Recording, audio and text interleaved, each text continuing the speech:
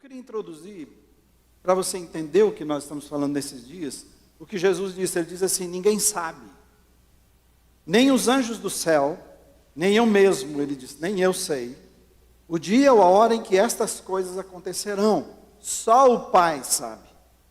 E já que vocês não sabem quando isso acontecerá, ele diz: fiquem prevenidos, e sejam vigilantes para a minha volta. Vigiem bem, porque vocês não sabem quando eu virei, se será à tarde, à meia-noite, de madrugada ou pela manhã. Que vocês não sejam encontrados dormindo. Isso está em Marcos 13, 32 a 36. Dormindo é a ideia de iludido, de viver embriagado, envolvido com este mundo. Essa é a ideia de dormindo. De viver nas trevas, na noite, né? Você pode ver que as coisas nas cidades acontecem na noite, né? As noitadas. E Jesus está sendo mais claro, porque ele diz também em Lucas 21, 34, falando sobre esse sono, ele diz assim: vigiai, que a minha vinda repentina não apanhe vocês desprevenidos. Isso é dormir. E ele vai mais, e que eu não encontre vocês vivendo à toa. Eita, crente vivendo à toa? Ocupados, ou em festas e bebedeiras, será? Ou ocupados com problemas desta vida, como os outros do mundo estão. Que diferença tem? Eu disse que houve uma época que a diferença era assim: você ia à igreja com a Bíblia e se vestia diferente. Era isso a diferença de crente. Hoje nós todos vestimos do mesmo jeito. Você não vê uma pessoa trazendo, é muito difícil alguém trazer uma Bíblia na igreja. A Bíblia hoje é no smartphone, são coisas assim. Então, o que é que tem de diferente? Também não tem o jeito de vestir, porque também exigia, né? Não corta cabelo, não faz isso, não faz aquilo outro, não usa pintura. Então você identificava um crente, mas hoje isso tudo, já descobriu que isso não é a questão, isso é só uma coisa externa. Então a gente precisa conhecer internamente. Como é que a gente conhece internamente? Ele diz: vocês estão vivendo como o mundo, porque o comportamento de vocês, os comprometimentos de vocês não tem nada a ver com a minha santidade. Então Deus planejou que a sua volta ninguém soubesse, nem inclusive você, nem o filho dele. E o objetivo era o quê? Desde aquela época, os discípulos, assim que Jesus, assim como vocês viram subir, ele vai voltar, então eles estão esperando a volta de Jesus. E é claro, se Jesus dissesse que dia ele voltaria, e Deus revelasse isso, as pessoas iam esperar para aquele dia próprio de mim e de você, deixa para depois. E quando ele não revela, ele está dizendo assim: eu quero que você viva todos os dias uma vida em alerta, preparado. Por isso eu falo que isso não pegue vocês desprevenidos. E a palavra é para discípulos, a palavra é para você e para mim. E esse encontro só vai ser maravilhoso para aqueles que amam a vinda de Jesus e esperam a vinda de Jesus ansiosamente. Que o seu coração e o meu coração queira ansiosamente. Os acontecimentos ao redor do mundo, nós estamos impressionados com a guerra da Rússia e Ucrânia, e como, claro. E aí você sabe, pelo mundo, as definições do que quem está errado, quem não está. Então, pelo peso que coloca naquele que está invadindo e matando as pessoas e famílias sem pensar, então você percebe como o mundo está dividido, e cada vez mais o terrorista já não é terrorista. É o que está acontecendo agora com a guerra em Israel. A versão que as pessoas estão dando para as coisas, essa é a vida. Mas aí já houve, por fato dos Estados Unidos levar esses porta-aviões, ali perto de Israel, também Rússia e a China. O líder deles disse: se entrarem, a gente entra também. E agora já atacaram, inclusive, acho que Irã atacou alguns aviões dos Estados Unidos, e ele diz: eu não entrei na guerra, só estou revidando isso aqui, mas não estou lutando a guerra. Mas isso é muito. E já falam assim: se Estados Unidos, já disse um dos líderes deles, se Rússia, duas potências, e China entrarem numa guerra, os Estados Unidos sozinho não pode vencer, ele não tem condições de lutar com essas duas potências. Então a gente vê a bomba explodindo na nossa cabeça a qualquer momento, o tempo todo, né? Não é verdade? Então eu acho que todos estão correndo para a Bíblia, nunca se falou tanto em Apocalipse, estão relacionando muitas dessas coisas, e nós estamos aqui nesses dias batendo na tecla de vida mais profunda com Deus, para que esse dia, não importa para aqueles que acreditam que é antes, que é durante ou depois, quando é que Jesus vai vir? Na tribulação, antes da tribulação, pós-tribulação, não brigue por isso, só tenha certeza que Jesus estará presente na sua vida. Amém, irmãos? Tá bem? Claro, se você perguntar para mim, eu queria que viesse antes, eu queria que Ele me levasse antes, mas se tiver que passar, nós sabemos que Jesus estará conosco, e esse dia não pode pegar a gente dormindo espiritualmente. Inclusive, essas coisas estão acontecendo pelo mundo todo, para alertar a gente, para acordar a gente, para abrir os nossos olhos. É para a igreja que sabe o que está acontecendo, é para a igreja que já está registrado na palavra de Deus. Em Apocalipse é isso, é a palavra de esperança. Apocalipse não é medo, é esperança, porque nós já sabemos, como disse Billy Graham, eu já sei como vai terminar tudo, já está escrito, então nós sabemos o final disso, né? Mas você e eu somos chamados para nos prepararmos para encontrar Jesus. E foi essa pregação mesmo domingo passado. Vai lá no slide 2 para mim, né? A pregação do domingo passado foi: prepare-se para encontrar com Jesus. E o texto era 2 Pedro de 1 a 11, que eu não li e só mencionei. Eu queria ler com você hoje. Possivelmente eu não termine o sermão hoje, ainda não vamos entrar naquelas qualidades, mas não tem problema. Nós vamos andar naquilo que Deus tem. Vamos ler juntos? Eu quero ouvir a sua voz bem forte, tá bom? Vamos lá? Simão Pedro, servo e apóstolo de Jesus Cristo, àqueles que mediante a justiça, bem forte, de nosso Deus e Salvador Jesus Cristo, receberam conosco uma fé igualmente valiosa. Graça e paz lhes sejam multiplicadas pelo pleno conhecimento de Deus e de Jesus, o nosso Senhor. Seu divino poder nos deu todas as coisas de que necessitamos para a vida e para a piedade, por meio do pleno conhecimento daquele que nos chamou para a sua própria glória e virtude. Por intermédio destas, Ele nos deu as suas grandiosas e preciosas promessas, para que por elas vocês se tornassem participantes da natureza divina e fugissem da corrupção que há no mundo causada pela cobiça. Por isso mesmo, empenhe-se para acrescentar à sua fé a virtude, e à virtude o conhecimento, e ao conhecimento o domínio próprio, e ao domínio próprio a perseverança, a piedade, a fraternidade, e a fraternidade o amor. Veja com o que terminou essa lista de qualidades. Terminou com amor. Vamos lá, versículo 8. Porque se essas qualidades existirem e estiverem crescendo em suas vidas, elas impedirão que vocês, no pleno conhecimento do nosso Senhor Jesus Cristo, sejam inoperantes e improdutivos. Todavia, se alguém não as tem, está cego, só vê o que está perto, esquecendo-se da purificação dos seus antigos pecados. Portanto, irmãos, empenhem-se ainda mais para consolidar o chamado e a eleição de vocês, pois se agirem dessa forma, jamais tropeçarão, e assim vocês estarão ricamente providos quando entrarem no reino eterno do nosso Senhor e Salvador Jesus Cristo. Quais foram as verdades para o nosso coração no domingo passado? Primeiramente, vamos falar juntos? Viva consciente e dependente do poder de Deus. 3 coisas que eu quero destacar aqui. Envolve primeiramente você entender que tudo que você precisa para viver uma vida, está ali no texto, para viver uma vida que agrada ao Senhor Jesus. Ele diz que nós temos gratuitamente em Jesus.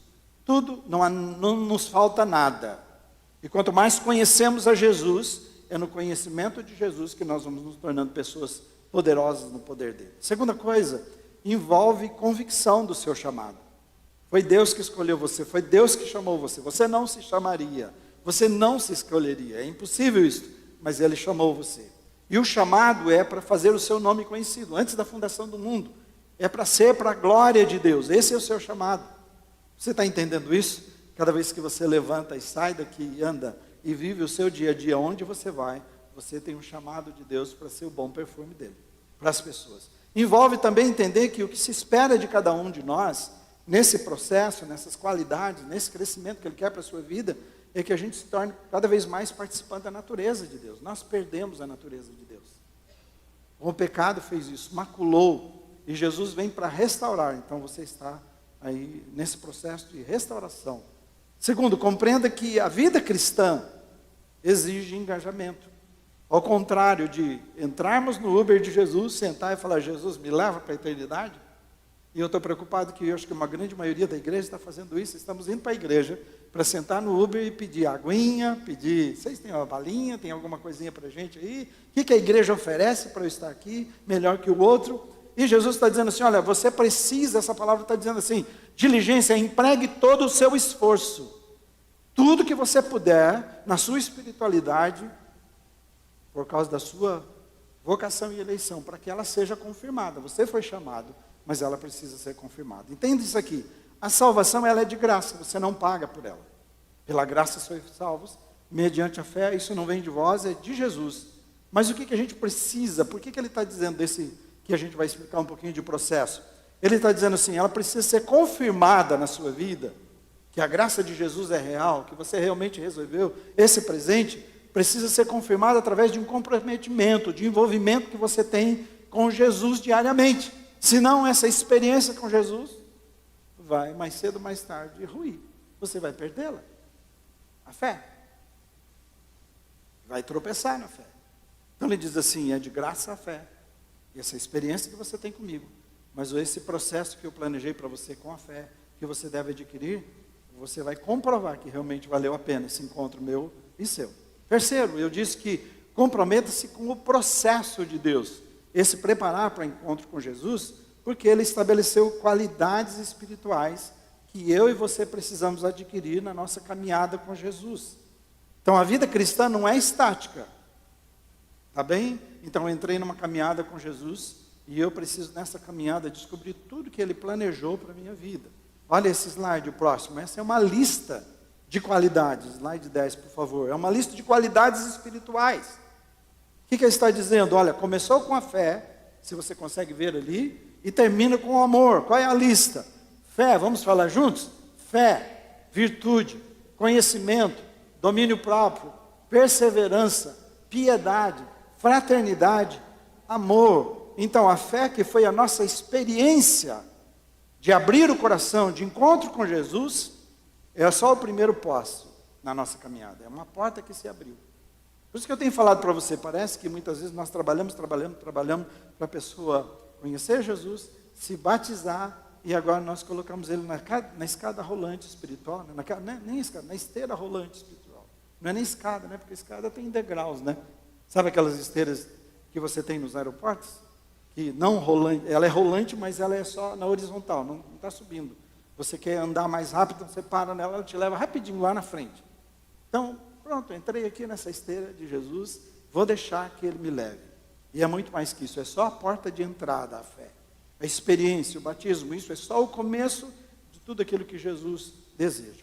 E hoje, continuando nesse mesmo texto, o foco para mim são outras coisas, e até especialmente, deixa eu dizer, o que é negativo.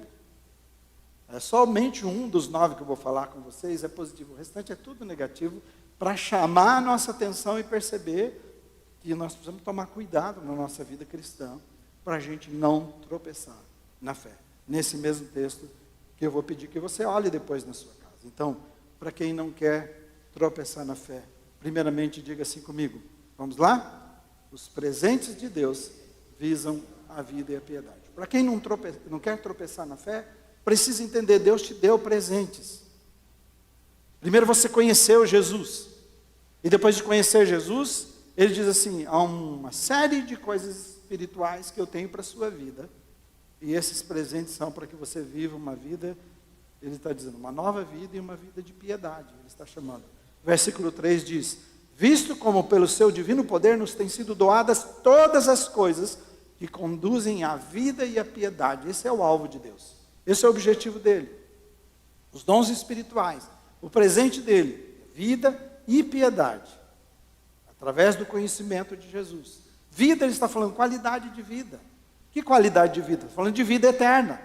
É a vida de Deus, é o caráter de Deus, as características de Deus para mim e você. Por isso que ele diz, trabalhar é pela comida que não perece, mas para que subsiste pela vida eterna, ou para a vida eterna. Diz que, o qual o Filho do Homem nos dará. Por quê? Porque Deus o Pai confirmou. E como é que eu sei disso? Através do Espírito Santo que habita em nós. Ele diz, há uma nova vida, você já tem aí uma centelha apenas daquilo que Deus tem para você na eternidade. Mas ele diz assim, então tudo que eu estou fazendo é por causa dessa vida eterna. Quando ele fala de piedade, ele está falando da nossa reverência para com Deus. Sempre é difícil explicar a piedade, mas é a reverência. O Champlain diz que pela piedade que o crente vive de acordo com a adoração e os padrões de vida. Então, quando eu busco uma vida de piedade, está dizendo assim, eu estou me reverenciando a Deus, eu estou honrando a Deus, estou buscando a Deus, e eu tenho um desejo no meu coração de viver segundo os padrões dele, segundo o que ele planejou para mim. Não vivo do meu jeito, do jeito dele. Então, tudo isso visa a vida eterna e visa uma vida de acordo com os padrões de Deus eternos, padrão da eternidade. Segundo, que nós não estamos livres completamente da corrupção do pecado e que nós precisamos ir nos libertando gradativamente. A nossa salvação não está completa. E esse é o problema. Jesus, já estou salvo. Já não vou para o inferno, amém. E nós não podemos ser esse aluno dessa classe, que compara com o que é de menos sempre, com o pior sempre da sala. Jesus, já estou salvo, não vou para o inferno, aleluia. E parece que muito tempo nós pregamos sobre isso. Vem, recebe Jesus, tudo vai mudar, senta nessa esteira, Ele te leva. Não, a nossa salvação não está completa. O texto fala assim, você e eu precisamos confirmar o nosso chamado e eleição. E eu já até mencionei isso. Como é que nós confirmamos? Através de nos apresentarmos todos os dias para Deus como um sacrifício vivo, santo e agradável. Todos os dias. Você batiza uma vez, você recebe uma vez Jesus na sua vida, mas você anda com Ele todos os dias. Amém? Amém, irmãos? Nós andamos com Ele todos os dias, por isso todos os dias nós nos levantamos e nos apresentamos a Ele. Eu me apresento, eu me consagro a Ti. Eu reservo mais esse dia para Ti, eu quero viver em santidade. Quero viver a Tua vontade. É assim que nós confirmamos a nossa eleição e chamado. Tenho Jesus, aí eu levanto e vivo a vida de qualquer maneira. Tenho Jesus, não tenho sede, não tenho fome, não estou nem aí para as coisas dele, então eu não entendi. A nossa luta diária é de irmos sendo transformados gradativamente na imagem de Deus, ou na imagem de Jesus. Lembra, a imagem sendo recriada que nós perdemos. Quando eu olho Jesus, quando eu me relaciono com Jesus, dia após dia, eu vou vendo Jesus, eu vou conhecendo Jesus, eu vou sabendo sobre Jesus, Ele vai mostrando quem eu sou. E cada vez mais nós vamos sendo parecidos um com o outro, e é isso que você deve ver dentro de uma família, onde a criança nasceu. Você vai conversar, você vai ver a mulher aparecendo, pensando do jeito que o marido pensa, o marido pensando do jeito que a esposa pensa, essa mescla que vira, vai sendo transformado. Conversa com o filho, você vê. Não tem jeito, porque essa é a ideia, essa convivência, a convivência faz isso. Jesus nos chama para uma convivência para confirmar. Então, gradativamente, você e eu somos libertos. Cada vez mais que conhecemos a Jesus e nos envolvemos com Jesus, mais conhecemos dele, mais conhecemos da nossa miséria, e mais queremos dele. Terceiro, Deus estabeleceu qualidades espirituais que precisamos buscá-las, não só buscá-las, mas fazê-las crescer nas nossas vidas. Há uma obra maravilhosa que Jesus começou em você através do Espírito. É uma obra maravilhosa. Não sou mais eu quem vive, é Cristo que vive em mim. E a Bíblia diz isso, que é aquele que começou a boa obra. Está vendo? Você não está terminado. E aleluia por isso. Porque se você tivesse terminado, eu deixava Jesus. E se você olhar para mim também, não ser só isso, Jesus, eu também não quero. E aleluia, porque todos os dias, cada vez mais, eu penso que eu conheço a minha esposa depois de 40 anos. Desculpe que não a conheço. E ela também não. Mas nós estamos 40 anos juntos. Pois é, todo dia tem uma novidade. Não é assim a vida? E espiritualmente é a mesma coisa. Não é estática a vida, você está sempre mudando, e se espera que esteja. Né? Então ele começou a boa obra, e a vida que ele tem para você é vida com abundância. Olha lá, qualidades espirituais, que é isso que ele planejou para a gente. E para mim eu chamo isso de essa vida com abundância. Ele diz, aquele que vem a mim, ele vai ter vida e vida com abundância. Está morto? Ele não está dizendo isso. Está morto? ganho vida, e a vida é uma vida extraordinária. Vamos falar assim? Vida extraordinária. Essa é a vida abundância. Fala de novo, Jesus tem vida extraordinária para mim. Em um dia de festa e no momento de maior animação da festa, Jesus disse assim para o povo: se alguém está com sede, venha a mim e beba. Porque as escrituras declaram que rios de água viva correrão do íntimo de todo aquele que crer em mim. E ele estava falando do Espírito Santo. Há uma observação aqui, que ele daria a todos aqueles que crescem. Você recebeu o Espírito Santo na sua vida? Amém? Você tem Jesus? Vamos começar por aí. Porque se você tem Jesus, você tem porque o Espírito passou a habitar em você. Amém? Porque o Espírito Santo é o Espírito de Cristo, que Ele enviou para habitar em você. Para estar em você, com a gente e habitar em nós. Então você tem Jesus? Amém? Então você tem o Espírito. Você tem o Espírito Santo de Deus. E o plano de Deus não é você ser uma torneira pingando. Peneira aí foi mal, né? Não é a torneira pingando. Não é a caixa d'água que você enche, esvaziou, acabou. Ele está dizendo mais que isso. É uma fonte inesgotável. O Espírito Santo é uma fonte inesgotável no seu interior que jorra. Interessante. Você está ouvindo lá sobre o Nordeste, alguns lugares que passaram a secar os rios. Muitos lugares sobrando água. Está uma inversão. Outras vezes é lá que chove, né? Você vendo o que está acontecendo ali na Santa Catarina, Rio Grande do Sul. Mas aí chega lá nessa parte do Nordeste secando. E as pessoas que dependem dos rios. É triste ver. Porque eles vivem daquilo, da pesca, da alimentação. Não só da pesca, mas também de tudo que dá em torno do rio. E ele vai secando e vai acabando com tudo que está ao seu redor. E muitas vezes a nossa vida cristã é uma vida assim, tão seca, sem a presença, uma torneira que pinga de vez em quando, porque é verdade, faz um mês que eu não vou na igreja, eu fui lá hoje, o pastor falou, eu tenho um pinguinho de fé hoje, um pinguinho de coisa de Deus. E ele está falando assim, o que eu tenho para vocês é vida extraordinária. Por isso ele está falando dessas qualidades na nossa vida. Eu te chamei para muito mais. Eu tenho muito mais. É uma fonte a jorrar, em que as pessoas que estiverem ao seu redor, são para as outras pessoas. Nesse momento, o ideal de Deus aqui é que a minha vida jorre para a sua vida, não é para mim, não é para o pastor Israel. Tudo isso, essas horas, o tempo que eu gastei buscando o Senhor, tentando entender, é para vocês, ela tem que fluir para vocês. Então, quando a nossa vida está cheia de Deus, ela está fazendo isso. Cada vez que você encontra alguém, as pessoas que se encontram com você saem saciadas. Porque encontraram com a fonte inesgotável de Deus. Misericórdia, né? Não deu nem para ouvir um amém aí agora, né? Foi assim, bem daqui dos mais longe. Fala assim, eu preciso ser uma fonte inesgotável do amor de Deus.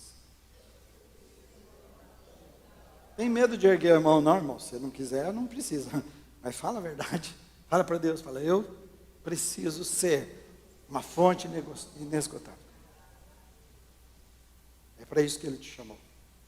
O que acontece se nós ignorarmos essas qualidades? Se essas qualidades não estiverem presentes e nem crescendo nas nossas vidas, a Bíblia diz que nós nos tornamos inativos e infrutíferos na nossa caminhada com Jesus. Tive a experiência com Jesus, mas a minha vida é sem ação e a minha vida é sem fruto. Vão chegar com fome e não vão encontrar alimento. Vão precisar de orientação, mas você está inerte, sem ação nenhuma. Você não tem nada para oferecer. É isso que está dizendo quando nós não entendemos essas qualidades. Significa para mim, e eu disse que era o negativo, que é possível a gente viver uma vida cristã morta e sem frutos. Jesus disse, olha o que Ele disse e o que Ele pretende para a sua vida e a minha. Todo ramo que estando em mim não der fruto, Deus o corta. E todo o que dá fruto, Ele limpa.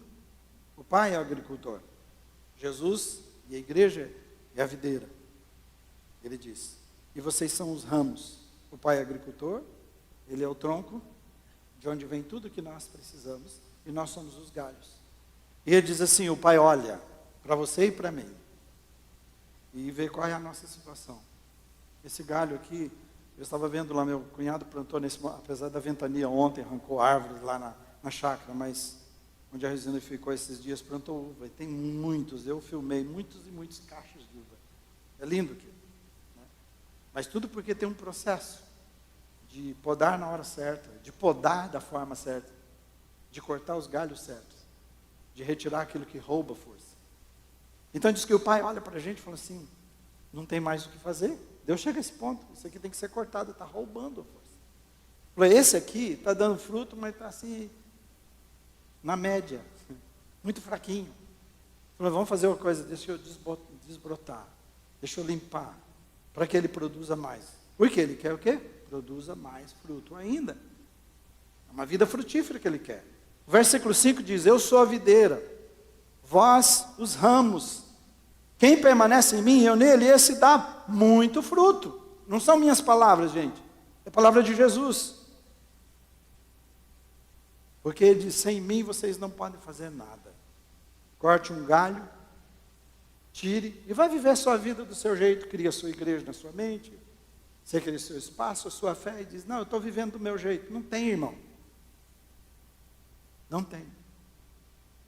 Aqui há a igreja missionária nesse momento, instituição, e aqui dentro há uma igreja de Jesus, que vai além da instituição, que vai além do nome, que não tem nada a ver com a instituição. É essa igreja que Jesus está dizendo. Como em todas as igrejas pelo mundo existe, em todos os lugares existe. E ele está falando dessa igreja viva. Ele diz, sem mim vocês não podem fazer nada. Aí no versículo 8 ele diz, nisto é glorificado meu Pai, em que deis de novo muito fruto, e assim vos tornareis meus discípulos. Então, se eu posso resumir isso para você, colocar nas minhas palavras, Deus trabalha na sua vida e na minha vida para que a gente seja mais produtivo ainda. Que a permanência em Jesus, a nossa vida conectada a Jesus, vai resultar em muito fruto. Se a sua vida é uma vida seca, se a sua vida é uma vida infrutífera e sem ação, é porque você não está em conexão constante com Jesus. Você não está na fonte. Você gosta da fonte, você sabe que a fonte existe, você admira a fonte, você se encontra de vez em quando com a fonte, mas só isso. Mas você está dizendo, eu quero você conectado com a fonte, constantemente. Aí você entendeu. Outra coisa que ele diz, que uma vida de muito fruto glorifica a Deus. Deus é glorificado, não é com qualquer outra coisa na sua vida. E ele não fala de muitos frutos. A palavra aqui é muito fruto. E quando você vai olhar, ele está relacionando sempre. Ele não fala os frutos do Espírito Santo, ele falou o fruto do Espírito Santo é. E aí coloca todas aquelas qualidades que há no fruto do Espírito. Então, quando ele está dizendo aqui, o Pai quer que você tenha uma vida de muito fruto, ele está dizendo assim, eu quero que você tenha uma vida dominada pelo Espírito Santo, pelas qualidades de Gálatas, que ele está dizendo, que eu e você precisamos. Então, isso que afirma que, primeiro, isso agrada a Deus, é isso que glorifica a Deus, e é isso que atesta que você é um verdadeiro discípulo de Jesus. Você deve vir o máximo que puder à igreja. Você deve servir ao máximo que puder. Fazer tudo que te pedir. Mas o que te autentica como discípulo de Jesus, ele fala amor e frutos. O amor é um fruto. Fruto do Espírito na sua vida testifica quem realmente você é, se você pertence a Jesus. Minha pergunta a você é, quando foi que nós concluímos que a gente poderia viver uma vida cristã superficial e de qualquer maneira? Onde é que a gente aprendeu isso? Quem disse isso para você? Que você vai ser seletivo. Hoje eu vou estudar, hoje eu não vou. Hoje eu vou à igreja, hoje eu não vou. Hoje eu participo da ceia, hoje eu não participo. Hoje eu vou ler a Bíblia. Não, hoje eu não vou. É uma decisão que eu tenho que tomar. Quem sou? Qual é a minha vocação? Qual é o meu chamado? A quem eu pertenço? Não sou eu mais quem vive, mas... Então, eu não me pertenço. Eu pertenço a Ele. Quinto, a falta dessas qualidades espirituais nos tornam cegos para as coisas de Deus. Quando você olha para o texto, diz assim, se essas qualidades que estamos falando, do Espírito, não estiverem presentes na nossa vida, você perde a percepção espiritual. Eu peguei o óculos, e vai chegar daqui parece que nem vem antes do feriado mais. Aí me mandaram um. Falou, já que não vai chegar em tempo o seu óculos, eu vou arrumar um para o senhor, mas a lente é simples. vou arrumar um para o senhor pode ler, depois o senhor fica também, porque quando o senhor, como é multifocal, falou, quando o senhor quiser fazer a barba ou pôr um parafuso com esse multifocal, o senhor tem que erguer a cabeça, olhar por baixo, é bem ruim, então pega isso aqui. Eu falei, beleza, está enxergando? Estou, até eu chegar em casa. Daí eu gostei de uma coisa, a minha tela de computador agora é oval, assim, delícia, né? É quadrada, mas quando eu ponho aquele óculos, ela fica assim. Olha, que legal, né? Só que para ler eu tenho que chegar assim, quase na tela. Eu falei, gente, como é que se trabalha assim? Aí o pior, eu peguei e tentei dar uma olhada. Falei, deixa eu ver como uma pele. Eu falei, eita, eu não estou enxergando quando eu ponho aqui a pele. Eu falei, nossa, o negócio envelheceu, o que é isso tudo? Né? Esse é um problema. Quem não tem essas qualidades espirituais, ele diz, tem miopia espiritual. E quando a gente leva para isso, eu falo, você para de ter percepção, a visão das coisas espirituais. Você deixa de perceber que uma guerra, imagina as pessoas que estão em Israel agora sentadas, olhando, igual você e eu estamos fazendo sobre Israel, talvez você nem esteja orando. Você está ouvindo de mulheres de lá, lutando, mulher grávida lutando. Todos, nós não sabemos o que houve, por que permitimos que eles chegassem tão perto e fizessem isso. Ok, agora não é hora da gente descobrir, é hora de unir, vamos lutar, vencer, depois a gente descobre os culpados. Mas vamos lutar. Nós não temos guerra, é uma vergonha para a gente. Qualquer paizinho pequeno que dizer assim, vou atacar o Brasil, quero a Amazônia, quero a alimentação que esse país produz, tchau, meu irmão, não tem o que fazer. E aí, por causa disso, a gente fica criticando quem faz guerra, a gente precisa aprender a viver em guerra. Israel, esse é o meio de Israel, o povo de Israel viveu assim, um país tão pequeno, menor do que um dos nossos estados, acho que é Sergipe, diz que é muito pequenininho, mas um dos exércitos mais inteligentes, mais potentes do mundo, e você vai ver o que vai acontecer. Porque Deus está lá, Ele está cuidando. Mas se a gente não perceber que está em guerra, a gente está andando de qualquer maneira pela rua, pelas ruas da vida, e levando a nossa vida como se tudo estivesse bem. Eu não estou em guerra espiritual. Não, orar aqui, para que orar? Ler a Bíblia? Não. Pois a gente liga para o pastor, ele ora para a gente. Então nós nos tornamos míope. E diz, a gente só vê o que está perto, o texto diz. A gente já não tem percepção para o que vai além. Então, assim, o que está perto, eu tive uma experiência com Jesus, receber Jesus, tá bom, tá legal. Tá bem. E Jesus está dizendo assim, isso é o começo, é a porta de entrada. Tem um projeto maravilhoso, uma obra tão grande. Você só tem uma centelha de quem eu sou, mas eu quero que você seja tudo que eu sou. Amém, irmãos? Eu espero que o Espírito Santo revele para você o que significa ser tudo que Jesus é.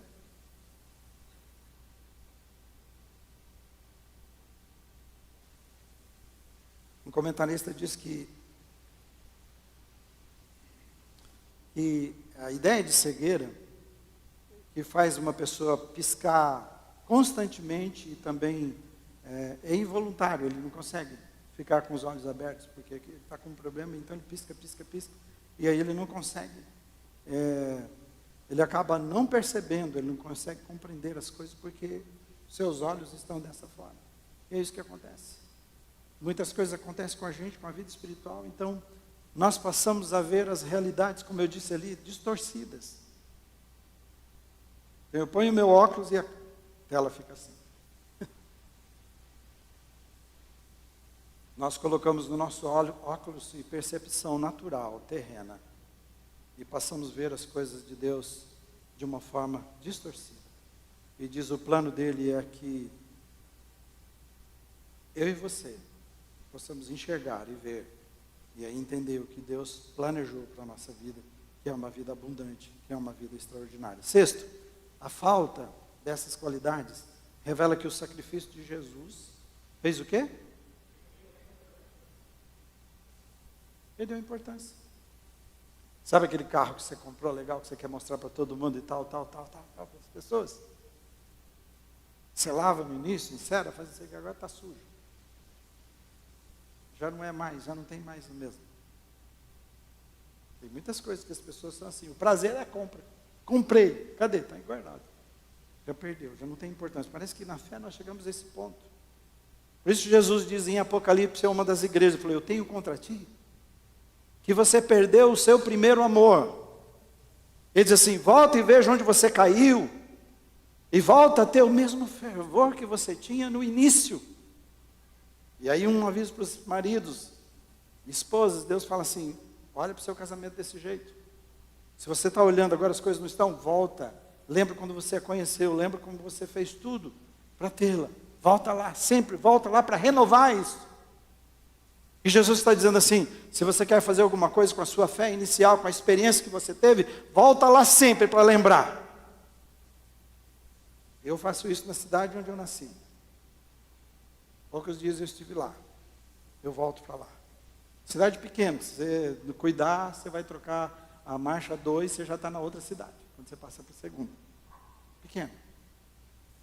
Mas eu vou lá ver. Lugar onde eu nasci, onde várias coisas aconteceram. É minha Belém, né? Para lembrar quem eu sou, de onde eu vim. E para dizer assim, se há alguma coisa de bom na minha vida, foi porque Deus me encontrou naquele lugar e diz, eu amo você. Porque eu te amo, não porque você é legal, não porque você é melhor. Só amo você, te escolhi, eu quero usar a sua vida. Essa é a ideia. Então você tem que sempre voltar para lembrar quem você é, para não se perder. Diz que em quem essas qualidades não estão presentes na sua vida, se esqueceram, o texto diz. Olha do que se esqueceram. 2 Pedro 1,9 diz assim, pois aquele a quem essas coisas não estão presentes, que nós lemos, é cego, nós já falamos, vendo só o que está perto e esquecido da purificação dos seus pecados. Eu olho só aqui e agora, o que aconteceu. Jesus me salvou, Jesus me libertou, já não vou mais para o inferno, está garantido. Mas ele diz assim, você esquece que ele te purificou do pecado. Que ele te chamou para uma vida nova. Que você chamou, que você está num processo para se tornar parecido com ele. Não, mas não precisa tanto. Estou esquecido. Então, já não tem mais importância aquilo que Jesus fez na minha vida como tinha. Se você está vindo arrastado para a presença de Deus, para a leitura, para a oração, para o jejum, para a igreja, para a ceia, você já tem como olhar a sua vida e ver o que está acontecendo. Não diga que isso está normal. Confessa para Jesus. Confessa para Jesus. Se você não colocar essas qualidades como alvo na sua vida, que eu falei, como um objeto de maior desejo, como a maior busca do seu coração, então você não entendeu por que Jesus te comprou. Jesus te comprou por alto preço, para renovar você, para transformar você, fazer de você uma nova criatura, alguém com sede e fome da presença dEle, da graça dEle, do amor dEle. Essa é a sede e a fome que nós devemos ter. Outra verdade, que a nossa vocação e eleição precisam ser confirmadas. Eu falei isso no início. A salvação é de graça, preste atenção nisso de novo. E eu vou falar isso 2 vezes para você. A salvação é de graça, mas a sede e fome de Deus e de uma vida mais íntima e mais profunda são a prova de que realmente você ama a Deus e que você o deseja acima de todas as coisas. A salvação é de graça, mas a fome e a sede, o envolvimento que eu tenho com Ele todos os dias, comprovam que realmente Ele está acima de tudo na minha vida. Senão eu não entendi. Eu não estou confirmando aquilo que Ele fez na minha vida. Eu estou dando menos atenção àquilo que realmente precisa. E isso é confirmado através do seu crescimento. Essas coisas estão na sua vida. Eu quero ver como é que está a minha vida espiritual. Olha para aquelas qualidades. Ele falou, estão em você? Estão crescendo? Amém. Ih, pastor, domínio próprio? Eu tenho todas as coisas, domínio próprio. Nossa, o jeito que eu como, o jeito que eu assisto as coisas, o jeito que eu gasto dinheiro, o jeito que eu respondo às pessoas, eu não tenho domínio. Ok, está aí. Puxa, ele diz assim, precisa existir na sua vida e precisa crescer na sua vida, desenvolver na sua vida. Está desenvolvendo? Então você entendeu. Estou terminando, tá bom? São 9, estou terminando, finalzinho. 8. Quem não proceder assim vai tropeçar e cair da fé. Quem não buscar essas qualidades na sua vida, Hebreus diz assim, porque ainda e dentro de pouco tempo, aquele que vem virá e não tardará. Jesus diz, eu estou voltando. Amém? E diz, eu virei. Todavia o meu justo viverá pela fé. Se retroceder na fé, nele não se compraz a minha alma. Minha alma não tem prazer em quem volta atrás. Ele diz, nós porém não somos dos que retrocedem para a perdição, somos entretanto da fé para a conservação da alma. Nós somos esses. Então você e eu não fomos chamados, o pessoal do louvor pode ver, você e eu não fomos chamados para olhar para trás. Ele diz assim, a fé começa e você está olhando para o alto, para cada passo que você e eu precisamos dar para ir para a presença de Jesus. Nós somos daqueles que conservam a nossa fé. Como é que está a sua fé? Conservando a sua fé? Por último, vamos ficar em pé. E assim, quem sabe você fica com atenção mais para mim, né? Vocês ficam olhando para eles ali, só para os mais bonitos. Quem não proceder assim, vamos falar juntos que está lá? Quem não proceder assim, terá uma entrada frustrada no céu. Para mim, o que dá a entender de frustração, preste atenção nisso, é você saber que quando estiver na presença de Jesus, você poderia ter andado mais, avançado mais na sua intimidade com Ele, e você não avançou. Que você poderia ter vivido uma vida mais poderosa, mas você não viveu. Preferiu viver uma vida de qualquer forma. Que você poderia ter se tornado mais parecido com Jesus, mas você é parecido com um homem terreno, com você mesmo. Não, eu sou descendente de italiano, de espanhol. Espanhol é assim mesmo. Italiano é assim mesmo. E Jesus falou, você é nova criatura. Eu não sou italiano e espanhol. Sou Deus. Quero fazer de você uma nova pessoa. A frustração é essa. A frustração de que você poderia ter sido uma bênção na vida das pessoas, muito mais do que você foi, mas a sua vida não tocou quase ninguém. Essa é a frustração. E você descobre assim, puxa, eu me envolvi com tantas coisas, eu gastei minha vida investindo em tantas coisas terrenas, em detrimento das coisas espirituais que eu precisava gastar minha vida. O que é que pode mudar então para esse nosso encontro com Jesus? O versículo diz assim, e assim vocês, o último versículo que nós lemos hoje, e assim vocês estarão ricamente providos quando entrarem no reino eterno do Senhor e Salvador Jesus Cristo. Diz assim, vocês vão entrar correndo. Você não vai ter que passar por um monte de coisa, nem de humilhação. Tem certeza que seu nome está aqui, né? Não é assim, né? Mas vamos trazer um pouco para os nossos dias. Olha, desculpa, eu não estou achando o seu nome. Não, mas olha de novo, por favor. Rapaz, tem certeza? Não é assim? Você já viu isso? Ah, é verdade, tem sim, mas você está numa outra lista. Você está naquela lista que só recebeu Jesus e viveu de qualquer maneira. E aí diz que a ideia parece que vamos chorar amargamente. E aí Jesus vai enxugar o olho da lágrima dos olhos, né? E vai fazer alguma coisa com isso. Eu não queria que a sua vida fosse assim. Que você e eu amemos a vinda de Jesus ansiosamente. Amém? Amém, irmãos? Não é só assim você dizer assim, ah, Jesus vai voltar, que bom. Ah, eu vou subir para o céu, que bom. É mais que isso. Deus tem um lugar para mim. Não. Jesus, todos os dias eu vivo como se eu voltasse hoje. Nós estamos aqui hoje nessa atitude. Se Ele voltar agora. Mas se Ele voltar daqui meia hora, quando você estiver na sua casa fazendo almoço, é a mesma atitude? E se Ele voltar amanhã cedo, quando você for levantar para ir para o seu trabalho, é a mesma atitude? Mesma ansiedade?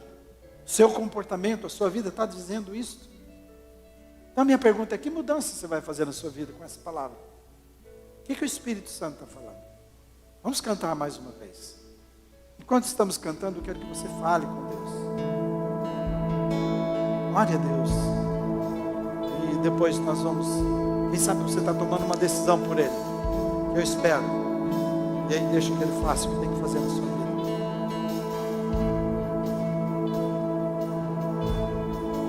Quero ouvir sua voz. Meus olhos viram a salvação.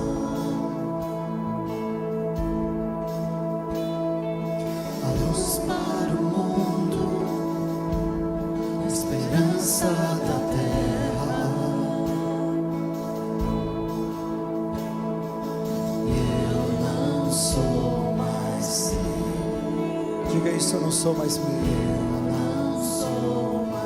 Você pertence totalmente a Jesus. Cristo, tu és minha porção. É tudo que eu preciso. Trigo esmagado, vinho novo e o pão. E Eu não sou mais meu. Eu não sou mais meu. diga ao Senhor: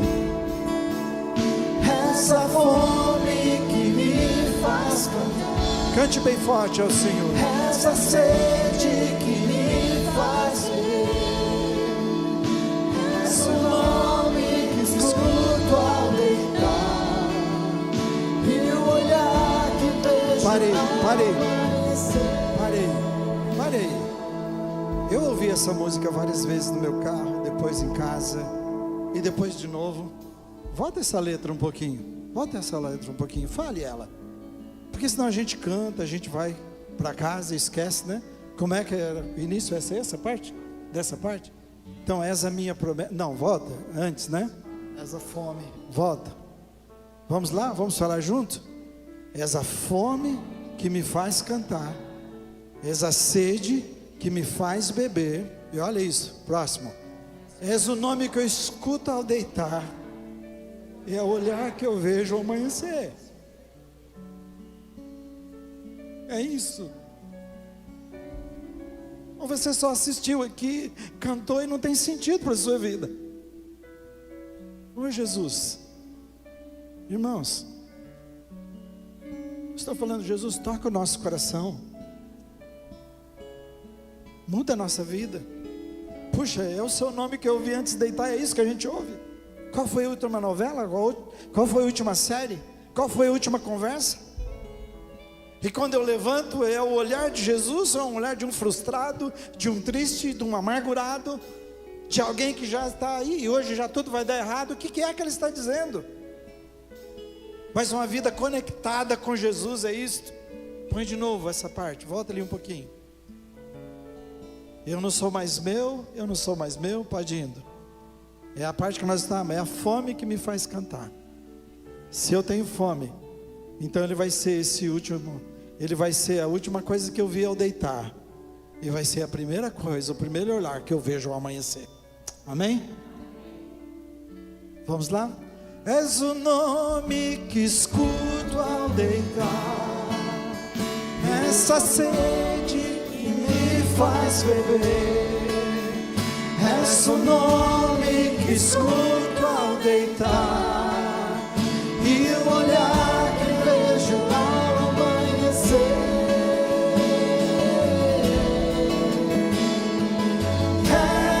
Essa é a minha promessa, gastarei minha vida pra te coroar.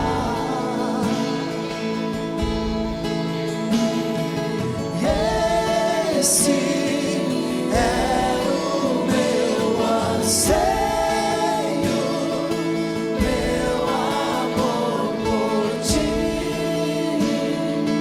nascerá segredo. Todos vão saber, não é segredo. Minha vida pertence a Jesus, eu sou dele, fui comprado, e meu desejo é parecer com Jesus, é viver o amor de Jesus, é mostrar Jesus para todas as pessoas. Põe a mão sobre o seu coração, ó Jesus, que realmente o Senhor seja a sede e a fome do nosso coração. Não tem outro jeito, Pai, eu não tenho outra oração. Se o Teu Espírito Santo não fizer isso em nós, a nossa vida se torna essa vida medíocre, seca, sem sentido. E nós precisamos de vida abundante, de vida extraordinária. O Teu Espírito, uma fonte a jorrar dentro de nós, fonte inesgotável. Senhor Jesus, faz isso. Que o Senhor seja mesmo a nossa última conversa pela noite e o primeiro olhar pela manhã. Nós te vemos, nós te contemplamos. E o amigo que anda conosco, que caminha conosco o dia todo, até chegar de novo de noite para dormir e levantar outra vez, com a tua presença, tua graça. Aqueles que estão fazendo compromisso nesta manhã, Pai, de viver nova vida, de viver uma vida de ansiedade pela tua volta, comprometidos, de viver uma vida que sabe que a fé inicial é apenas uma porta que se abriu para uma vida extraordinária. Leva para essa vida extraordinária, para essa vida abundante. Põe essa fome e essa sede, no nome de Jesus. Mais uma vez essa parte dessa minha promessa, vamos lá. Essa fome que me faz cantar, essa sede que me faz ser